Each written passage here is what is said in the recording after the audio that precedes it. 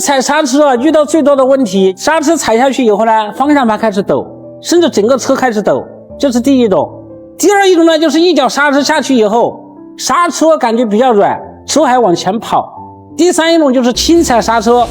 发出尖锐的啸叫声。其实80%-90%的都跟我们的这个刹车盘相关。我们的车辆的刹车就是2片刹车片夹在我们的刹车盘上边，加重以后呢进行制动，分开以后呢松刹车这样一种操作。那么我们是不是遇到这种情况以后就需要更换刹车盘呢？今天给大家说一下不一定所有的都需要更换刹车盘。那么先说啥情况需要更换刹车盘。如果我们用我们的这个卡尺量它的一个厚度，比如说这个刹车盘量出来是31，再看一下刹车盘上边它的一个使用的极限是多少在这个地方使用极限是 29.4， 就是这个刹车盘安全的使用极限就是这个厚度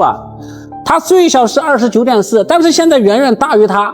如果是达到极限，就是达到 29.4 或者比 29.4 低，那么这个刹车盘不满足使用的安全条件，需要进行更换。但是这个刹车盘呢，现在出现了踩刹车抖动的问题，但是它的厚度有31点多，而且呢客户换了以后才跑了6万多公里想一下，这种一个原厂的刹车盘，那么进行更换确实不划算。那么像这种情况就可以通过我们的这种观摩机来进行观摩，让它的这个跳动值精度做到1丝以内的一个跳动，就可以解决踩刹车抖动的问题，就可以不需要进行更换。包括这种奔驰的大量的比如说 C 级车 E 级车 S 级的这种复合盘也是一样的，很多车辆这个厚度还很厚，远远高于使用的一个极限值，在这儿